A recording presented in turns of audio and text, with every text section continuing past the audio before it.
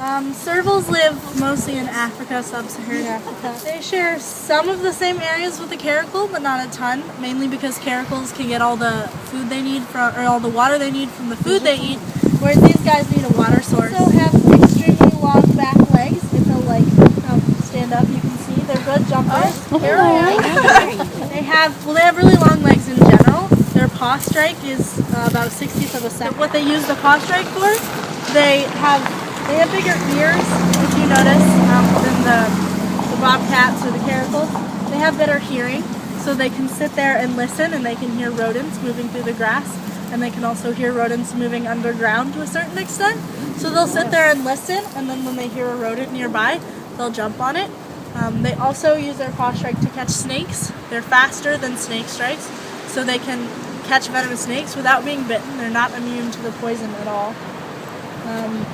And they eat mostly rodents and snakes. They don't really go for anything bigger.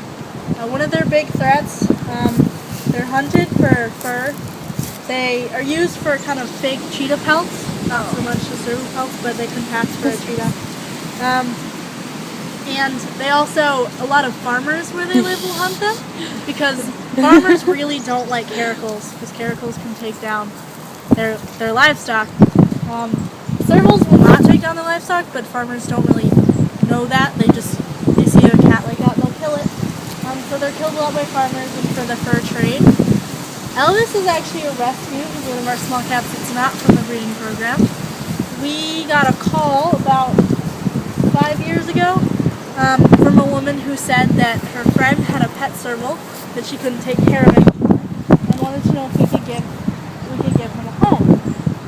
We quarantine all of our animals, so we would have to quarantine him before we accepted him. And we had 2 tigers in quarantine at the time. So we told her we couldn't take Elvis right away, and it was a Sunday, so our animal curator wasn't here. So we told her to call back during the week, and we would discuss when and if we would be able to take Elvis in. We had the resources for it. And she wouldn't leave us her number, her name, any information like that. So we just assumed she'd call back. But the next morning, Elvis was in a dog crate out in the parking lot with a little note attached. The note said, "Hi, my name is Elvis, and my owner loved me very much and took very good care of me, but can't take care of me anymore. Please, give me a good home." So we took him to the vet right away to get him checked out, and it turned out he hadn't really been taken care of that well. It appeared he'd spent most of his life in the dog crate. He had scars all over his face from rubbing up against the bars. And he also had a scar on his neck from what looked like an embedded collar when he was younger. Usually what happens is they put a collar on a baby, and then the baby gets too big and too feisty, and they can't get close enough to the baby to take it off. So it just gets embedded. Also, his back legs had started to atrophy, which means the muscles weren't developing because they weren't being used. And he had been declawed on all 4 paws. So he was in pretty rough shape. We put him in an enclosure as far away from everybody else as we could, because we couldn't quarantine him. And when we first got him, he couldn't jump, really. Servals are supposed to be able to jump several, up to 20 feet forward, because they hunt mostly smaller animals, so they don't really jump up so much. But he couldn't even jump on top of this den box here, because his muscles had not developed. And he was terrified of space. He'd never had space before, so he kind of went around in circles in a little corner for a little while.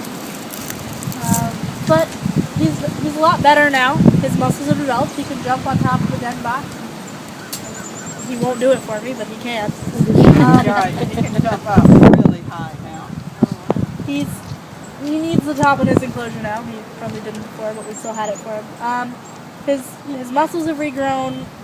Some of the scars are probably still there, but his fur has grown back, and he's much healthier, and he's doing a lot better. He loves food. He's one of the ones that if you bring meat out here, he'll be the one dancing and jumping. It's really cute. But that's pretty much Elvis's story. Yeah, if you want to read the letter that was left on his crate, it's actually in the education center where we started the tour. So you can read what was actually written about him by his former owner. And lies written by his former owner. Yeah. The thing about Elvis, and was true in most cases like Elvis, is it's not so much that the owner wanted to hurt him or tried to abuse him. It's more that people don't really understand the commitment and what it takes to take care of an animal like this. And you can't just take one and put it in your house. So usually what happens is people get it as a cub and then realize it's way too much to handle and don't know what to do, so they shut it in a small cage. So it is probably true that his owner loved him, but she clearly couldn't take care of him, which is true of most people, which is why we have big enclosures and regulations for how we take care of them.